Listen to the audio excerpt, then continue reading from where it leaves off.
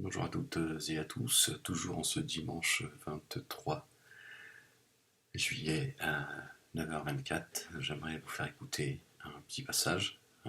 Juste avant, je vais... Alors attendez, excusez-moi, qui parle du châtiment de la tombe. Pour ceux qui nous expliquent qu'on n'a pas accès au monde de l'invisible,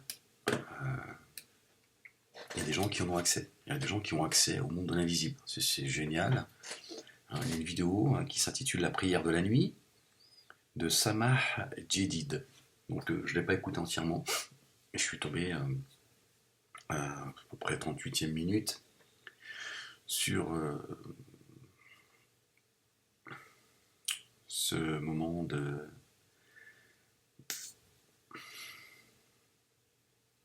Enfin voilà, on a accès au châtiment de la tombe. Il y a des gens qui ont ce pouvoir de voir ce qui se passe dans les tombes. Voilà ce qui est enseigné dans les mosquées. Apparemment, ils sont allés dans une mosquée, cette dame est dans une mosquée, et sur la religion du hadith, et voilà ce qu'on peut entendre. Écoutez, vous allez voir, c'est super intéressant. Voilà comment on débilise la communauté musulmane, et vous me dites que je raconte des histoires, etc., etc. Vidéo qui a été publiée le 7 juillet 2016. Écoutez. Tribunal de Dieu. Donc là aussi, c'est pour ça aussi le prophète ﷺ nous conseille de lire Surat al-Mulk. Si vous lisez Surat al-Mulk, déjà vous avez le rappel de la tombe. Parce que celui qui lit Surat al-Mulk, Dieu lui épargnera les châtiments de la tombe. Et je vous avais raconté l'histoire de cette jeune fille qui est décédée et qui négligeait ses prières et qui souffrait dans sa tombe. Vous vous souvenez de l'histoire de cet homme qui avait perdu son or et qui est parti chercher dans la tombe de sa sœur, il l'a vue enflammée, brûlée, et quand il est revenu voir sa mère, il lui a dit « Dis-moi, qu'est-ce que ma sœur faisait pour que sa tombe brûle ?» Et là, la mère, elle lui répond « Ta sœur négligeait ses prières. » Elle n'a pas dit « Ta sœur ne faisait pas ses prières.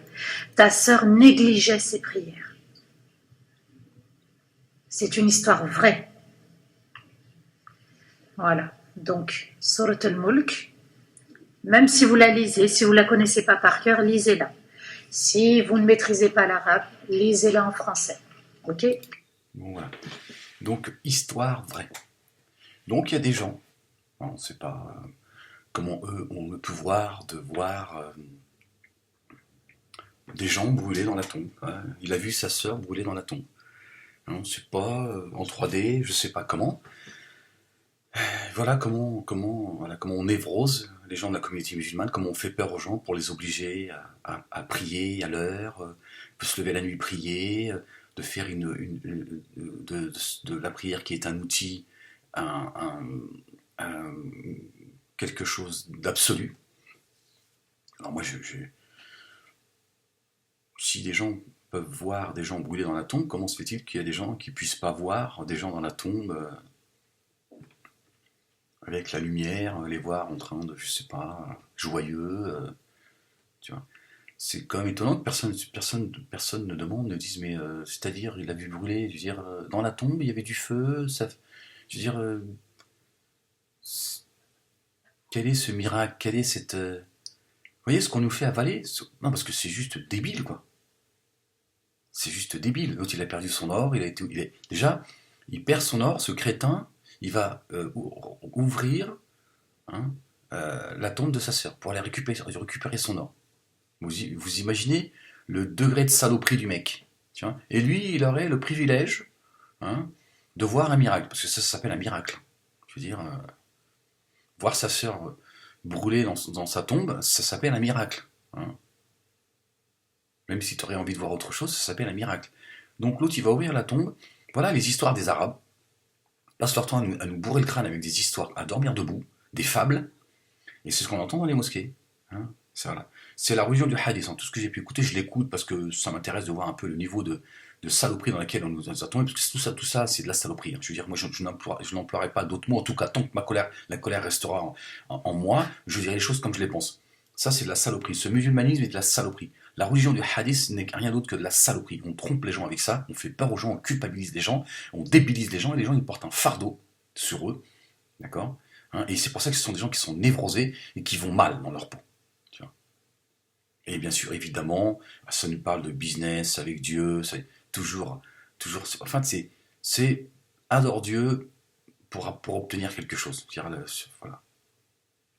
Alors qu'en fait, l'absolu, le summum, c'est de ne rien attendre de Dieu, si ce n'est son amour. De dire, moi, c'est l'amour de Dieu que je veux. Le reste, non, c'est pas, j'en veux pas. C'est, moi, je n'ai pas, voilà, à espérer le paradis, à espérer que mon compteur, tu vois, de gonfler mon compteur de hasanat, hein, ce qu'on appelle de bons points.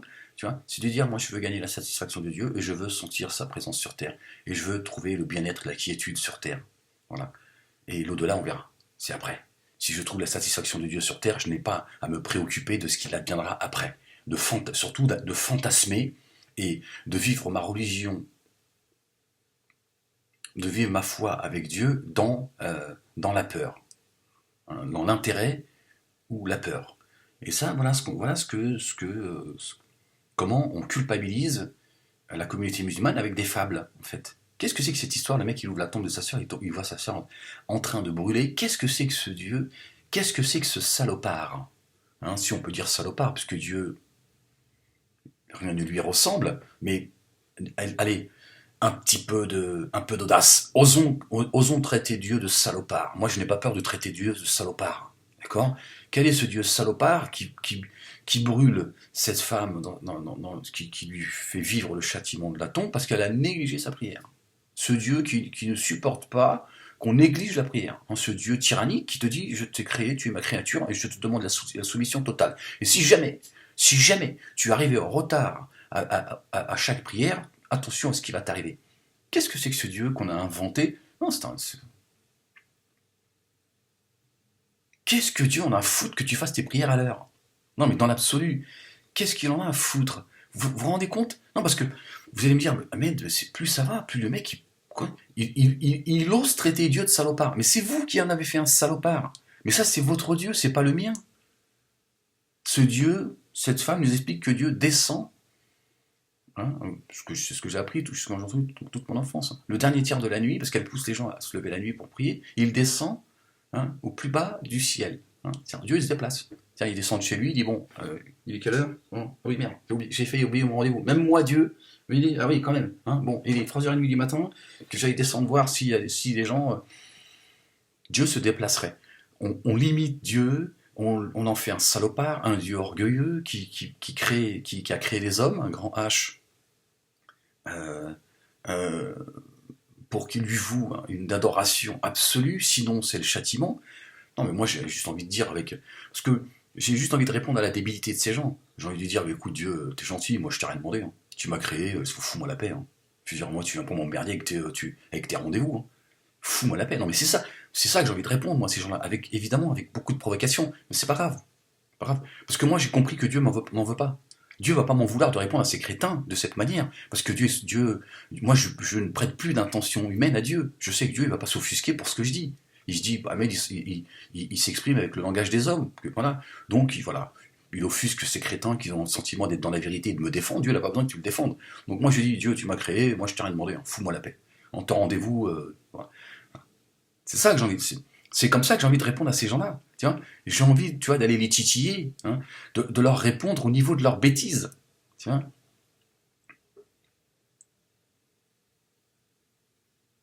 Vous voyez, c'est vraiment un Dieu débile, en fait. Leur Dieu est débile. Tiens. Dieu, il n'est pas content parce qu'on ne fait pas nos prières à l'heure. Ah, il n'est pas content, il a dit non, c'est pas normal.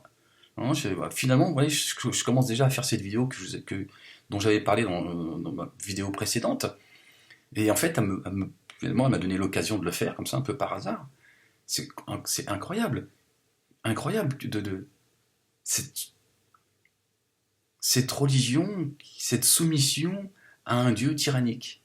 À un Dieu qui finalement est stupide. C'est-à-dire que même moi, si j'étais Dieu, bah, je ne demanderais pas ce niveau de stupidité, je n'obligerais pas mes créatures à m'adorer de manière aussi stupide. Voilà. Franchement, c'est comment ces gens peuvent limiter Dieu à leur connerie, en fait. Parce que c'est ça, en fait. Comment voulez-vous qu'on transcende tout ça? Comment voulez-vous qu'on goûte à la véritable miséricorde qui nous dépasse, en fait, parce qu'on sait pas, on connaît pas la limite de la miséricorde de Dieu. On peut toucher la limite du péché, parce qu'on le voit directement. On peut, et encore, je pense qu'il y a aussi une limite qui est difficile à atteindre, mais on peut constater les dégâts du péché. Mais la miséricorde de Dieu, on peut pas la cerner, on peut pas l'approcher. Si, on peut l'approcher, mais on peut pas. C'est comme la vérité. Tu n'atteindras jamais la vérité, parce que la vérité, c'est Dieu. Mais on peut espérer s'approcher de la vérité. Parce que t'approcher de la vérité, juste de te l'approcher, déjà, c'est immense. Parce que la vérité absolue, c'est quelque chose qui nous dépasse, c'est comme sa sagesse, tu vois. Voilà, il y a des choses qui, j'en ai perdu le fil. Mais qu'est-ce que c'est que qu'est-ce qu'ont ces gens à limiter Dieu physiquement, euh, j'ai envie de dire, au niveau de sa sagesse, de sa miséricorde, ils mettent des limites en fait. Dire que Dieu a fait subir le châtiment de la tombe à cette femme qui n'a pas observé, qui a négligé ses prières, parce que si vous voulez, ce qu'il faut entendre derrière ça, parce que toute la supercherie, c'est elle dit, attention, le châtiment de la tombe pour une femme qui a négligé sa prière.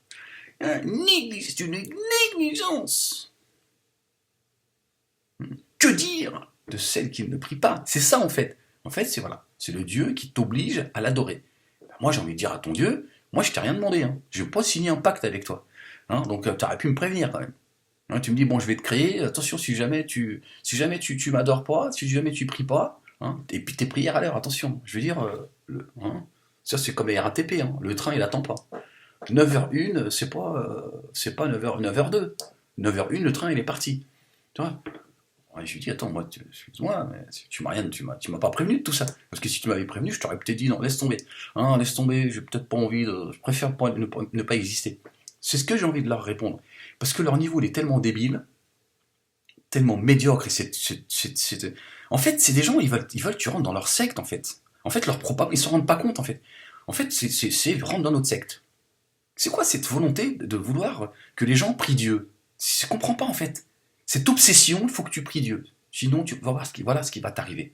Comment tu as envie de prier Dieu, toi? Quand tu es juste un petit peu. Tu vois,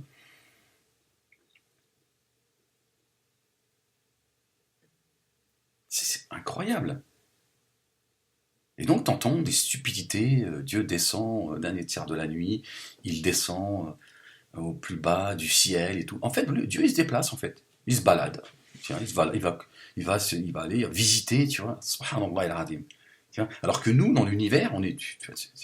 C'est une poussière dans l'univers, tu vois. Donc comment il fait Dieu quand il se déplace, tu vois, ailleurs? Alors que Dieu il se déplace pas physiquement, même si ces hadiths sont des hadiths authentiques, mais Dieu ne se déplace pas physiquement. Comme le trône d'Allah, c'est pas un trône où Dieu il pose ses fesses, tu vois, parce que c'est ça en fait. En fait, on peut pas ne pas. C'est eux qui mettent ça dans notre imaginaire. Quand ils parlent du trône d'Allah, on voit un trône, tu vois. Le trône d'Allah, c'est peut-être autre chose. C'est peut-être sa science qui enveloppe sa création, ce qu'on appelle le trône d'Allah, pour nous dire, voilà, rien n'échappe à Dieu. Nous, on en a fait un barbu, quoi. Un mâle. Hein. Ça, t'as qu'à voir, les lois de Dieu, elles sont tous en faveur des hommes. Hein, et puis, voilà, à la hauteur des hommes aussi. Hein. Dieu est un pervers. Hein. Franchement, il est tellement pervers qu'il nous promet au paradis, tu vois, j'en ai déjà parlé. Hein, c'est un paradis où c'est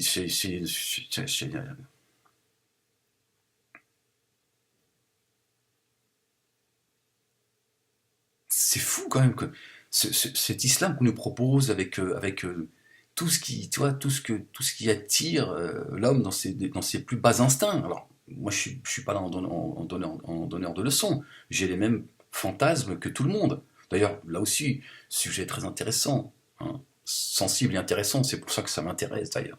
Hein.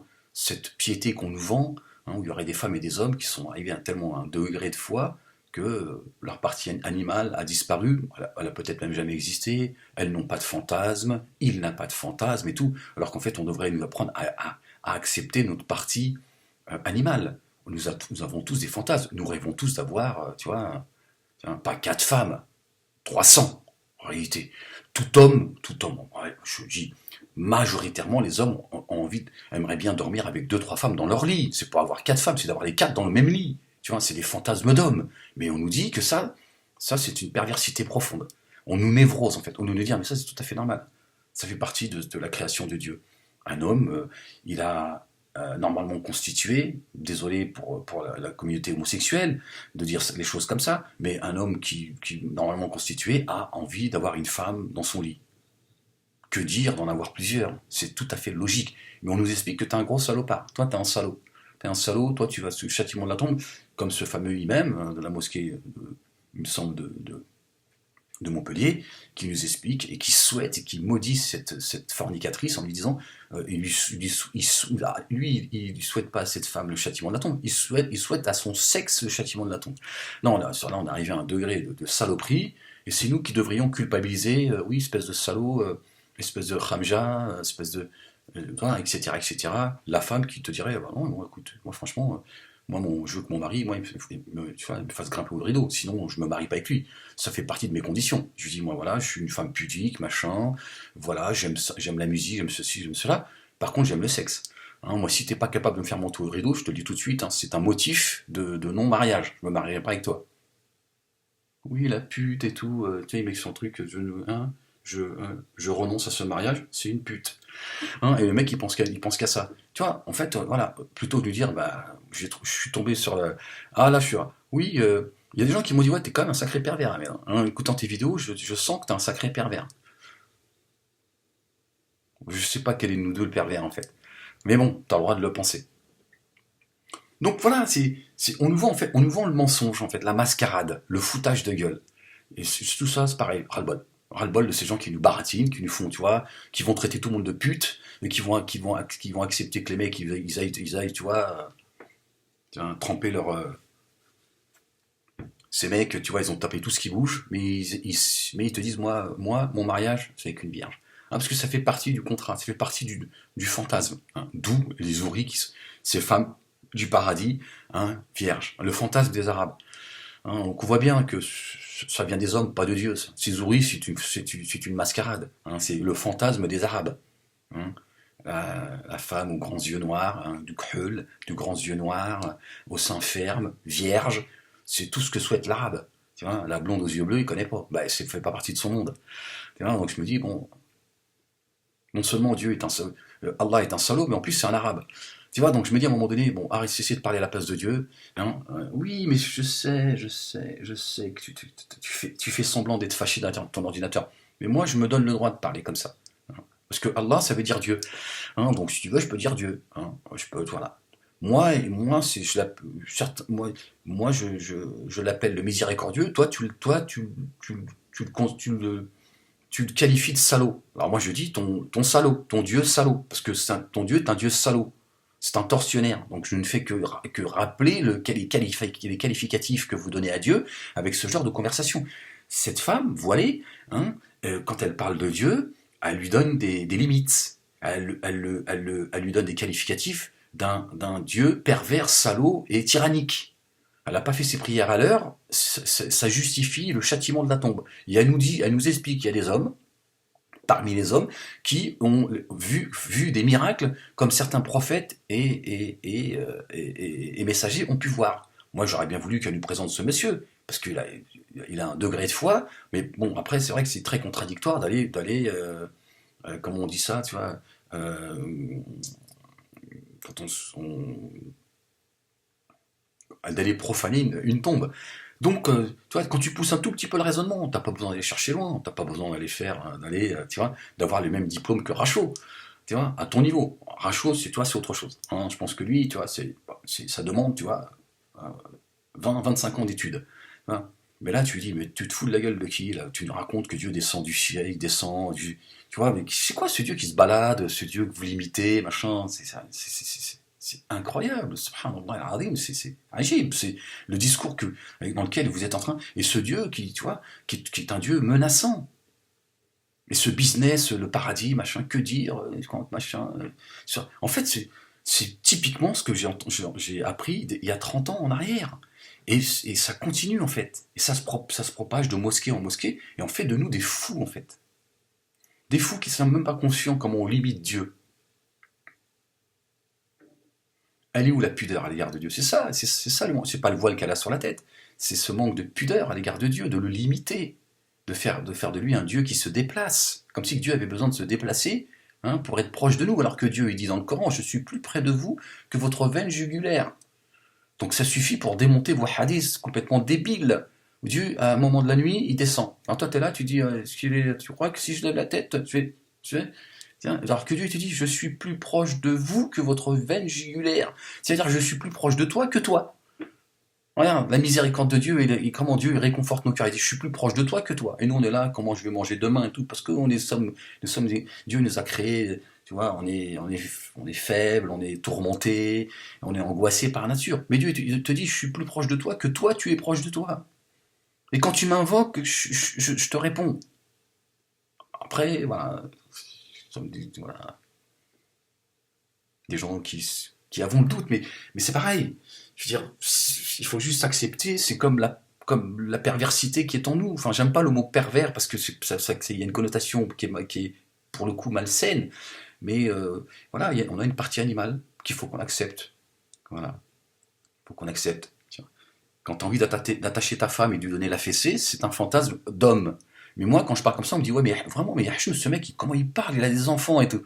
Tu vois, il faut qu'on dise, faudrait que je dise, Ya'oudou billah, astaghfirullah, ya rabbil ghafour, ya latif, que Dieu me préserve de ce genre de pensée. Tu vois, l'autre, il passe son temps à arracher les tifs de sa femme, elle est devenue chauve, mais il te dit, tu te rends compte, Moualek, comment il parle, et vraiment, Yahshou, il a des enfants, ils sont grands et tout. Vraiment, je comprends qu'il est seul aujourd'hui, c'est un pervers.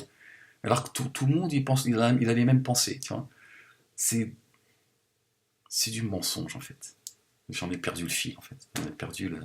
Je sais plus ce que j'étais en train de dire.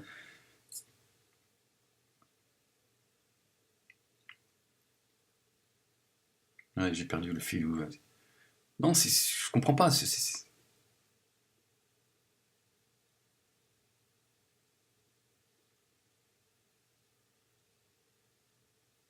C'est le musulmanisme. Moi, je suis désolé, j'ai perdu le fil. C'est le musulmanisme, voilà. Comment ces gens passent leur temps à nous culpabiliser, à nous débiliser, à nous médiocriser, parce qu'ils nous mentent, en fait. Et ils se mentent à eux-mêmes.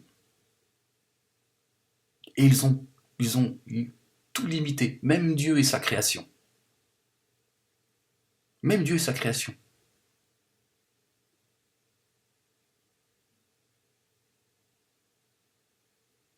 Et pourtant, il suffit de lire le Coran, hein. Quand Dieu dit « Je suis plus près de vous que votre veine jugulaire », alors hadith, ils sautent en l'air, tu vois.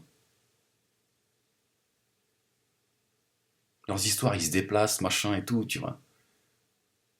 Quand Dieu, il appelle, parce qu'elle parle de cela, quand Dieu appelle... Alors, évidemment, donc moi, j'écoute, parce qu'il y a aussi des choses très intéressantes dans ce qu'elle dit, tu vois. Mais il faut savoir faire le tri. Quand Dieu appelle le prophète, par exemple, il n'est pas le seul, mais il l'invite à prier. Il a fait d'ailleurs de la prière de la nuit au prophète une obligation. Ça veut dire que nous, on doit tirer un enseignement. Mais ce n'est pas une obligation pour nous. Mais s'il l'a obligé au prophète, ça veut dire qu'il y a un profit qui est énorme. Mais qu'est-ce qu'on a besoin de lui faire croire que Dieu descend au dernier tiers de la nuit pour nous motiver, machin du temps. Dire que quand Dieu il parle de ces gens qui s'arrachent de leur lit, c'est pour nous dire aussi, enfin en tout cas, l'un des enseignements, c'est-à-dire que Dieu nous dit, je sais à quel point c'est dur pour vous. Parce que j'ai mis le sommeil en vous, et j'ai fait du sommeil un repos et quelque chose tu vois, en hiver, quand il pleut, il caille, machin, t'es sous ta couette, t'es avec ta femme au chaud, tu vois, c'est un moment agréable, c'est un moment de miséricorde, t'es bien, tu vois, t'as ta femme dans tes bras, tu vois, t'es au chaud, etc., etc. Et il y a des gens, ils s'arrachent de leur lit pour aller rencontrer leur Seigneur. Et donc Dieu récompense cet effort par un rapprochement, il accorde le discernement, il éloigne les gens de la turpitude du blâmable par ce moment de. Mais il faut apprendre aux gens que c'est un privilège, c'est une rencontre qui n'est pas donnée à tout le monde, et que ce moment, il n'y a pas de profit, il n'y a pas de profit matériel. Le paradis, Dieu descend, etc. C'est de se dire, moi, je veux faire cet effort-là parce que je veux à un moment donné sentir la présence de Dieu, je veux sentir sa miséricorde. Et espérer que ce moment ce moment d'intimité avec Dieu, dans le dernier tiers de la nuit, m'éloigne de la turpitude et du blâme, me rapproche de l'humanité, me rapproche de lui, me fait. C'est ça, voilà. C'est de cela dont on devrait nous parler. On ne nous parle que business, de Hassanet, le compteur qui tourne, des histoires à dormir debout. Ils vont finir par nous dire bientôt que Dieu descend avec lui aussi sur le dos d'un cheval. J'en ai marre de cet enfantillage, de cette religion du business, tu vois, de la mendicité. On passe notre temps à mendier, même auprès de Dieu, d'en faire notre, tu vois. Et on va jusqu'à nous raconter des fables, mais des histoires pour essayer de. Non, en fait, ils veulent qu'on rentre dans leur secte, en fait. C'est un discours sectaire, tu vois. Le mec, il a déterré la tombe de sa sœur, qui est déjà, tu vois, pour aller récupérer son or. Et le mec, il voit quoi? Il voit sa sœur brûlée. Bon, mais il n'y avait pas BFM TV pour filmer tout ça, hein, évidemment. Donc, il faut croire ces fables sur parole. Et donc, en fait, on nous fait croire ça parce qu'on va toucher, euh, on va les titiller notre ignorance, on va titiller nos émotions, on va les titiller nos émotions. Il y a un mélange de culpabilité, un mélange de. Et en fait, on n'ose plus. C'est-à-dire que derrière tout ce discours, il y a un mécanisme qui est très bien rodé, c'est qu'on n'ose pas contredire ça parce qu'on a le sentiment d'être dans le blasphème. C'est-à-dire te dire ton histoire là, sont un peu tirées par les cheveux quand même. Et là, on te dit comment ça? Ya billah, comment ça? Tu blasphèmes en fait. Tu mets en doute. Tu lui dis non, je comprends pas comment le mec il a pu voir une chose pareille quoi. Qui il était, je veux dire c'est le monde de l'invisible ça. Je veux dire, même le prophète lui-même il a jamais parlé de, tu vois.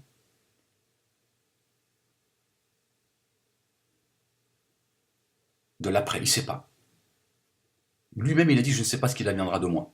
Et toi, vous nous racontez des histoires, vous avez vu, vous voyez des gens comme ça, vous ouvrez une tombe, vous sentez l'odeur du musc.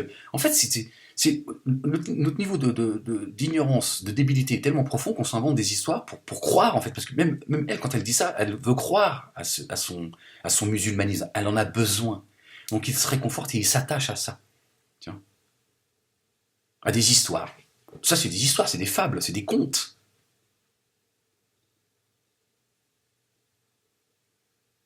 Et en fait, on nous éloigne véritablement de ce qu'est Dieu. Dieu, t'as pas à savoir, il n'y a même pas à chercher qui il est. Dieu l'a dit, il dit, rien ne lui ressemble. Tiens, donc cherche pas à savoir qui est Dieu. Tu veux savoir qui est Dieu? Regarde autour de toi, là, sa création, regarde. Bon, la fois, j'ai vu une vidéo, il y a des feuilles d'arbres. En fait, c'est des insectes en forme de feuilles d'arbres. Subhanallah al-Azim, tu te dis, mais ça marche sans pile, sans électricité, ça. C'est véritablement une feuille d'un arbre, mais en fait c'est un insecte. Je ne sais pas si on peut l'appeler comme ça, un insecte, j'imagine, j'en sais rien, enfin peu importe, mais y compris.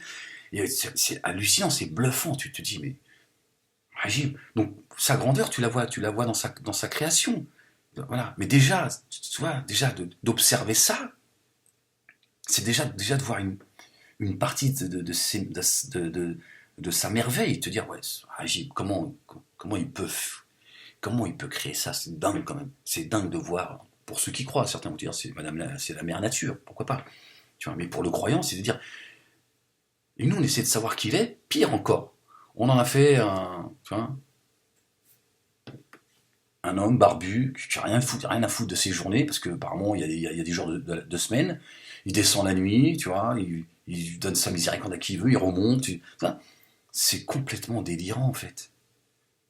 Un Dieu qui va châtier des gens tu vois, qui n'ont pas observé leur prière aux heures prescrites, ça donne quoi? Ça donne des gens, ils vont prier dans les toilettes de l'université.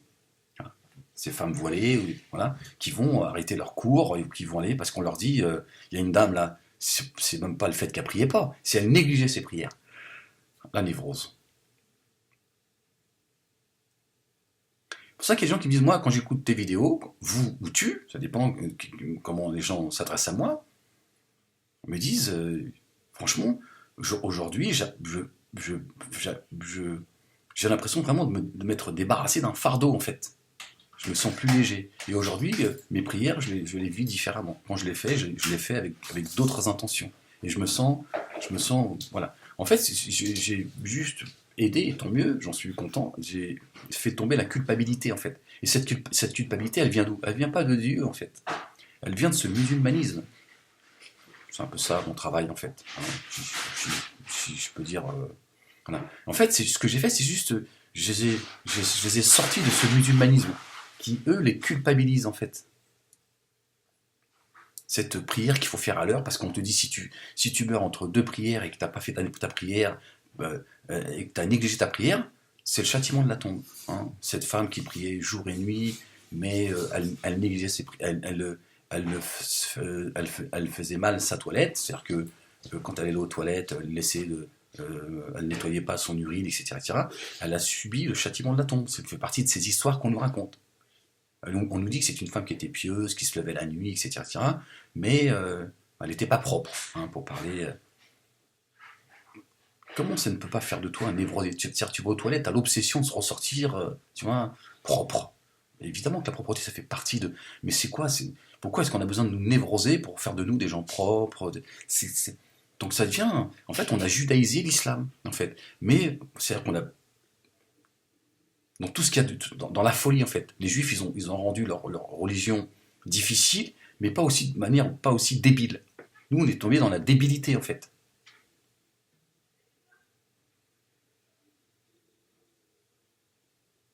C'est pas normal qu'on nous raconte ces fables. Elle dure 1h29 la vidéo. Je sais pas si j'irai jusqu'au bout, j'en suis à 40 minutes. J'entends un tas de conneries, c'est incroyable, quoi. Il faut faire le tri pour prendre ce qu'il y a d'intéressant. Mais elle plonge, elle continue à plonger, ces femmes, parce que sont partie femmes dans la mosquée, de les plonger c'est une vidéo qui a été postée en 2016, dans le musulmanisme profond, en fait.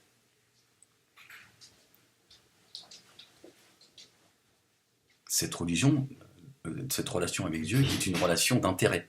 Je prie Dieu parce que j'ai peur du châtiment de la tombe, châtiment de l'enfer, etc. Et parce que j'ai des intérêts avec lui. C'est le paradis. Voilà. Mais sa miséricorde, tout ça, on en a strictement rien à foutre. Bon, elle en parle dans la vidéo, mais on sent que c'est toujours, tu vois, un discours qui va, pour montrer quand même que Dieu, il est quand même miséricorde. Mais je ne comprends pas ce Dieu qui va châtier quelqu'un parce qu'il ne fait pas ses prières, il ne fait pas ses prières à l'heure. C'est-à-dire, qu'est-ce que c'est que ce Dieu orgueilleux et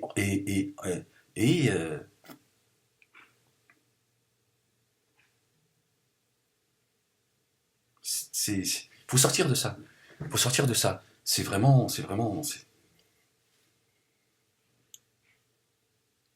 Alors qu'il suffit d'observer sa création et on peut observer une partie de sa miséricorde, une partie. Donc comment ce Dieu rempli de miséricorde, on le voit dans le monde animal, chez les êtres humains, voilà. Et il serait par contre implacable et un Dieu tortionnaire parce qu'on serait négligent. Bah, si tu es négligent, c'est tant pis pour toi. Voilà. Mais pourquoi est-ce que voilà, c'est tant pis pour toi. Tu ne goûteras pas ce à quoi goûteront d'autres parce qu'ils avancent vers Dieu avec amour. Amour et dans l'espoir de le rencontrer ici. Voilà. Moi, je ne veux plus prier, jeûner, faire l'aumône, être bon avec les gens, parce que Dieu il me promet le paradis. Je veux le rencontrer ici. Moi, avant de le rencontrer là-haut, je vais le rencontrer ici. Voilà. Si je le rencontre ici, c'est bon. Tout le reste, c'est, tu vois. Voilà. Moi, je veux sentir sa miséricorde, je veux sentir la quiétude, je veux sentir et rencontrer Dieu ici-bas. Et pas parce qu'on me dit que je risque tu vois, ces histoires de, voilà, le pont Sirat, c'est un pont, hein, qui passe au-dessus de l'enfer. Il nous explique que c'est un fil. Voilà. Et en fonction de ton passage sur Terre, du bien ou du mal que tu as fait, tu tomberas du fil dans l'enfer, des certains mêmes. Enfin, en fait, c'est la religion, en fait, c'est un film fantastique, en fait. C'est-à-dire qu'en fait, tu vis ta relation avec Dieu que dans la peur, en fait. Un Dieu qui, tu vois, c'est le châtiment de la tombe, le châtiment de l'enfer, le passage au-dessus de l'enfer. En fait, il n'y a que ça, en fait. Et de temps en temps, on te parle de sa miséricorde. Tu vois. Un Dieu bizarre, tu vois, je sais pas, qui fonctionne qui fonctionne finalement comme un être humain. Ils pensent comme des êtres humains. Parce que ces gens-là passent leur temps à prêter des intentions humaines à Dieu, en fait. Tu vois, un Dieu qui se vexe, un Dieu, tu vois, un Dieu tu vois, qui peut, tu vois, qui est pas content, un Dieu très orgueilleux, tu vois, très imbu de sa propre personne. Hein, il a créé les humains pour qu'on soit à plat ventre devant lui, il est content. Il se vante auprès de ses anges. Regardez, ils sont tous à plat ventre. Tiens, c'est très humain en fait. En réalité, moi, ce qui me fait comprendre certaines choses, ce qui me permet en fait de sortir de ça, c'est de, c'est de- voilà, c'est que leur fable, elle est très humaine. Vous avez vu Dieu, quand il parle de Dieu dans le Coran, il y a quelque chose qui est assez frappant, c'est que Dieu, il parle de certains événements, mais c'est jamais dans les détails.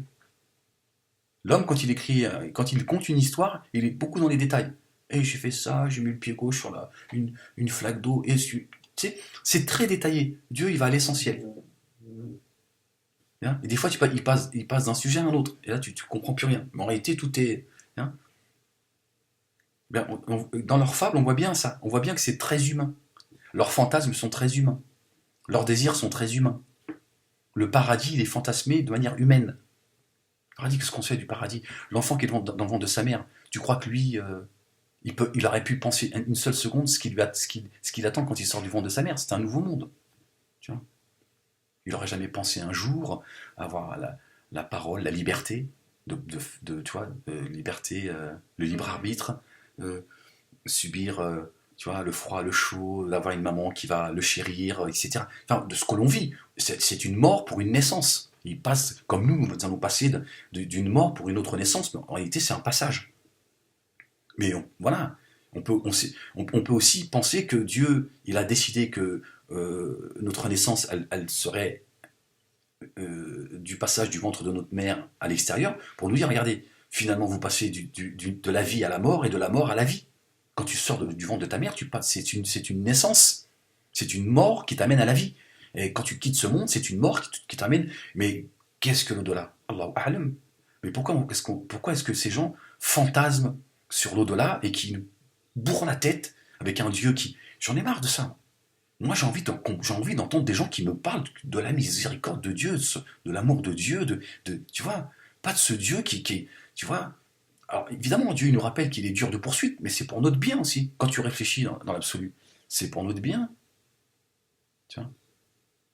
Comme nous autres parents, quand on met la fessée qui devient interdite, hein, c'est complètement délirant, c'est pour le bien de ses enfants, se dire attention, tu te mets en danger. Tu te mets en danger. Ton enfant, quand à un moment donné, quand il va. Évidemment, je veux dire, il y en a, ils exagèrent, tu vois. Je veux dire, ils traumatisent leurs enfants, comme ces musulmanistes. Quand tu passes ton temps à fesser tes enfants, c'est du traumatisme, c'est une éducation dans le traumatisme. Tu es ce Dieu que décrit ces musulmanistes pour tes propres enfants. Les enfants, ils finissent par avoir peur de toi, donc ils sont dans la névrose aussi. Je veux dire, l'éducation se fait dans l'amour. Mais parfois, il faut être dur avec les enfants, il faut être ferme. Mais tu le fais pour leur bien. À un moment donné, les enfants, ils disent, bon, attention, mes parents, ils m'aiment beaucoup, c'est clair, mais par contre, dès que je dépasse les limites, à un moment donné, ils sévissent. Et là, quand mon père, il se lève, tu vois, il le fait une fois tous les 5 ans, mais quand il le fait, tu vois, je m'en rappelle. C'est pour son bien, parce que t'as de l'amour. Sinon, quand ils sont livrés à eux-mêmes, c'est pas de l'amour, c'est de l'élevage, et ça devient des gens complètement, tu vois, complètement déséquilibrés, etc., etc. Ils sont plus structurés. Un enfant, il a besoin que tu le disputes. Parce que quand tu le disputes, qu'est-ce qu'il sent? Il sent que tu l'aimes. Il sent parce que tu t'es inquiété pour lui. Donc tu vois, tu l'as fessé, tu lui dis mais ça va pas non? Tu traverses n'importe comment, espèce de fou va. T'as pas vu, tu m'as fait peur, t'as fait te faire renverser. Tu vois, par exemple. Hein, mais l'enfant il n'est pas content, hein, mais dans son cœur. Et il se dit mon père, ma mère, elle a eu peur pour moi parce que c'est de l'amour. Tu vois. Mais pas, tu vois, je vois qu'il fait une connerie, tu vois, il casse une assiette, Tu vois, tu le rentres à l'hôpital, c'est une assiette, c'est bon. Ça va, il a cassé la voiture, c'est bon, il s'en est sorti indemne, c'est la... Tu vois. Non, je sais plus, j'ai un mélange de... Je sais pas, j'ai l'impression de passer une étape, j'ai l'impression que ma colère, elle est peut-être en train de se... J'espère en tout cas, il y a un mélange de colère, je suis désabusé, je suis fatigué. Je me dis, non, non, c'est plus possible de voir en 2017, en 2016, il y a encore des gens qui continuent à nous gaver comme des oies de ce musulmanisme qui est complètement débile. Qu'est-ce que c'est que cette histoire de cet homme qui a vu sa sœur brûler dans sa tombe? Vous avez vu, c'est la religion des hommes. C'est-à-dire que ces hommes abusent de la fragilité, ils nous mentent pour nous rentrer dans leur secte en fait. Est-ce que Dieu a besoin du mensonge? Sa création à Dieu, tu l'appelles, si tu veux, mère nature. Mais regarde, la création de Dieu, elle est vérité. Elle n'est que vérité. Et les scientifiques, ils vont te dire, la, la, la- les scientifiques, de par la science, ils t'expliquent que la création, elle blague pas la création. Elle tourne de manière parfaite. On voit bien que d'ailleurs, si la création de Dieu, elle fonctionne de manière parfaite, ça veut dire que nous autres humains, nous avons aussi des règles à respecter, sinon c'est le désordre. Mais le scientifique, il te dit, non, le soleil, il se lève pas à n'importe quelle heure, il se lève pas quand il veut, la pluie, elle tombe avec des phénomènes, tu vois, qui s'expliquent, et ouais, la nuit, elle tombe à des... Enfin, c'est-à-dire que le vent, s'il n'y a pas de vent, le vent est fécondateur, s'il n'y a pas de vent, il n'y a pas de pluie, etc. La pluie, elle est source de création. Donc on voit bien que la création de Dieu, elle est vérité. D'accord? Et nous, on veut nous amener vers la vérité, vers Dieu, par le mensonge. Alors, moi, je ne la juge pas, cette femme. Elle est juste aliénée, c'est tout. Elle est investie elle est sincère. Quand elle en parle, on voit bien que elle en parle avec, tu vois, elle est habitée, elle veut faire... Elle pense qu'elle est en train de partager la grandeur et l'amour de Dieu, euh, par son discours et par ce à quoi elle croit. Mais si elle se remet un tout petit peu en question, elle se dit, bon, c'est vrai que ça ressemble un peu à une fable, tout ça. On voit bien que, tu vois, ce Dieu qui descend, mais qu'est-ce que c'est que ce Dieu qui descend? Depuis quand Dieu se déplace? Donc c'est un Dieu qui a des caractéristiques pardon, humaines. Mais Dieu ne se déplace pas. Dieu te dit, je suis plus près de toi que ta veine jugulaire. C'est-à-dire que je suis plus près de toi que toi, tu es près de moi. C'est pour te dire, je suis là. Je suis là, je suis avec toi. Quoi que tu vives, quoi que tu penses, ta tristesse, ton bonheur, ta situation, je suis là. Je suis plus près de toi que toi, en fait. Et ton âme, elle est entre mes mains. Je sais de quoi ton âme, elle souffre. Et Dieu, il a dit, si j'avais voulu, j'aurais fait de vous une seule communauté de croyants. C'est-à-dire, vous, c'est-à-dire la nation humaine. Parce que les âmes, ils sont entre ses mains. Hein, il n'a pas des mains comme toi et moi. D'accord? Donc ça veut dire, vos âmes sont entre mes mains. Je sais de quoi vos âmes, elles souffrent. Et c'est moi qui guide vos âmes ou qui les égare en fonction de... Voilà. Voilà. Mais c'est pas... ouais, bah, Dieu, il a fait de moi un égaré. Non, non. Parce qu'il dit, voilà. Il lit les poitrines, il nous connaît mieux. Donc voilà, donc pourquoi on a besoin de nous faire croire que Dieu, il faut aller le rencontrer, tu vois, il faut que tu prennes le 134, tu vois, tu descends rue Charles de Gaulle, et ensuite à ce moment-là, à un moment de la nuit, il est là, et tu vois, qu'est-ce que c'est que ces histoires, ces châtiments de la tombe, machin, c'est... Et en fait, ça nous éloigne, en fait, finalement.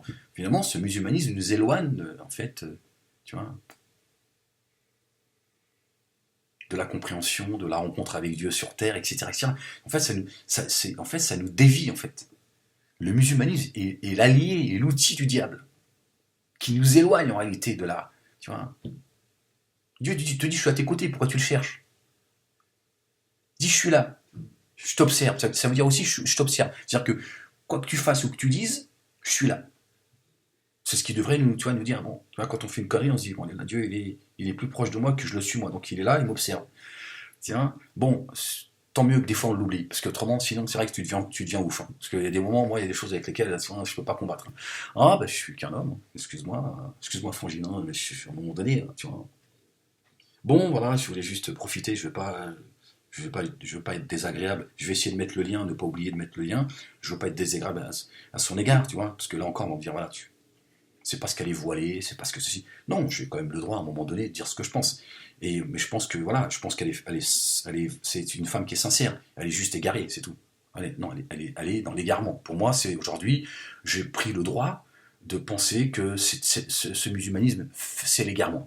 Après, moi, je juge pas son rapport de sincérité avec Dieu. Ça, c'est pas à moi. De toute façon, même si j'avais envie, j'ai pas les outils pour ça. Donc, je parle pas dans son rapport avec Dieu dans l'absolu. Voilà. Parce que je pense, moi, je pense qu'elle est sincère. Mais en fait, j'en sais rien. Mais je pense. Parce que voilà.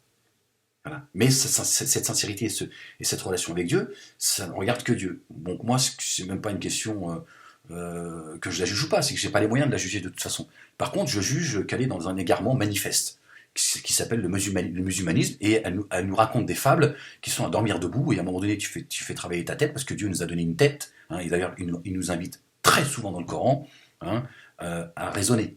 Hein. N'allez-vous pas raisonner? Hein, ce qui veut dire aussi que Dieu, quand il dit n'allez-vous pas raisonner, ça veut dire que quelque part, il nous dit je t'ai donné moyen de raisonner. Cesse de douter de toi. Cesse de douter de toi. Hein, et cesse d'écouter ces gens qui te culpabilisent et qui te font croire que pour comprendre ce que Dieu dit, faut que tu passes par eux. Comme si qu'ils étaient plus pédagogues que Dieu. Eux, ils avaient leur science, elle était au-dessus de celle de Dieu. C'est-à-dire que Dieu s'exprime à nous à travers le Coran, mais Dieu, il a péché en fait. Il a failli. Il n'a pas trouvé les bons mots. Donc, il y a Rachou qui nous dit non, t'as pas compris, Méda. Hein, mais alhamdoulilah, c'est pas grave. Hein, Dieu il dit dans le Coran, écoutez les savants. Hein, voilà. C'est pour ça qu'ils aiment bien tu vois, professeur machin, le shir machin, tiens, parce qu'ils se sont mis. En fait, ces gens s'amusent avec nous, en fait. Nous sommes tous des savants. Nous sommes tous des savants. Après, il y a des degrés. Voilà. Et Dieu, il te dit, va chercher la science chez les savants, parce qu'il y a des gens à qui Dieu, il va donner un degré de savoir. Tiens, sauf que là, tu vois, ils se sont donné, tu vois, le statut, tu vois. Mais Dieu, tu dis, n'allez-vous pas raisonner? Ça veut dire, je t'ai donné la raison. Elle vient de moi. Serre-toi-en. Aie confiance en toi. Tu te rends compte, Dieu te dit, tu vas pas raisonner? Tu dis pas à un fou, tu vas pas raisonner. Sinon, c'est toi le fou. Donc, si tu dis à quelqu'un, tu vas pas raisonner, t'as jamais dit à tes enfants, ça t'arrive de réfléchir? Tu pouvais pas réfléchir toi-même avant de faire ta connerie. En fait, t'es en train de lui dire, t'as l'intelligence requise pour pouvoir, tu vois.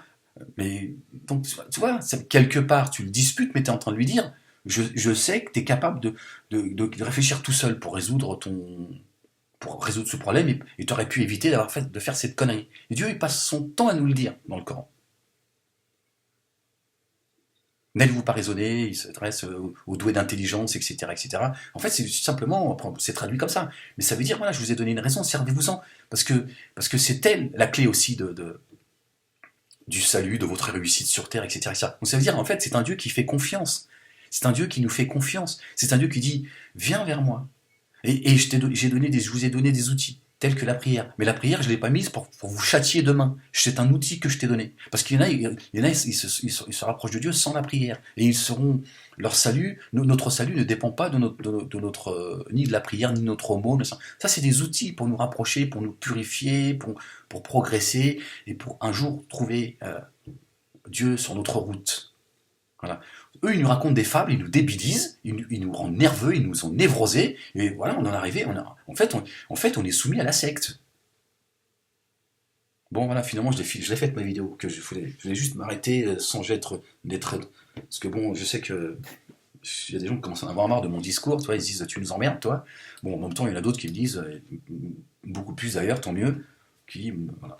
Bon, bref, voilà, je voulais juste m'arrêter sur une fois encore, pour vous dire, voilà, vous voyez, moi je n'invente rien, une fois encore, voilà le genre de fable qu'on nous raconte, et il y a des choses, il faut qu'on s'arrête là-dessus, qu'on dise c'est plus possible. Qu'est-ce que c'est que ce Dieu que vous êtes en train de nous peindre, qui est limité, c'est un Dieu, tu vois.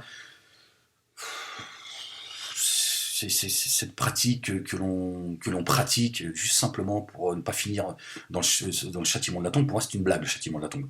Voilà, parce qu'on craint l'enfer, parce qu'on souhaite le paradis, mais on oublie l'essentiel, c'est la rencontre avec Dieu. Moi, je veux rencontrer Dieu. Moi, je veux le rencontrer, Dieu. Voilà. Et je veux le rencontrer ici. Je veux pas le rencontrer après. Évidemment, si le souhait absolu, c'est la rencontre de Dieu, tu vois. Mais je veux dire, il faut qu'on sorte de cette perversité dans laquelle on est tombé, parce que me traitant moi de pervers, parfois je bouscule les choses, des fois je me fais violence en parlant de certaines choses, etc., etc., sans me justifier, mais certains me disent, ouais, t'es quand même pervers, quand même, je veux dire, trouve-toi une femme, machin, etc., etc. Bah écoute, si jamais t'as une frangine qui est seule, envoie-moi de son 06, tu seras plus utile. Tu vois, mais je me dis, la perversité, c'est pas d'avoir un fantasme, c'est pas fantasmer de faire des galipettes avec une femme. La perversité, c'est ce qu'on est en train de nous vendre, hein. Ce Dieu limité, etc., etc. C'est ça la perversité. On n'a pas la même notion des mots, apparemment. Bon, voilà, au-delà de ça, je fais pas mes vidéos pour répondre aux attaques, mais bon, voilà, je vous donne une fois encore voilà, mon sentiment là-dessus. Bon, je reviendrai là-dessus, certes, je reviendrai sur le sujet, évidemment, enfin, si Dieu me prête vie, parce qu'on est là aujourd'hui, parce que demain, je serai là, on se projette, je suis là aujourd'hui, ça se trouve, vous allez entendre. Bon, voilà, bon, je sais plus comment ça s'appelle, Jadid Samah, je suis désolé de te rentrer un petit peu dedans, mais bon, à un moment donné, il faut aussi que chacun fasse son, tu vois. Bon, allez, je vais vous laisser là-dessus. Allez, je vous dis à très vite, portez-vous bien, peace.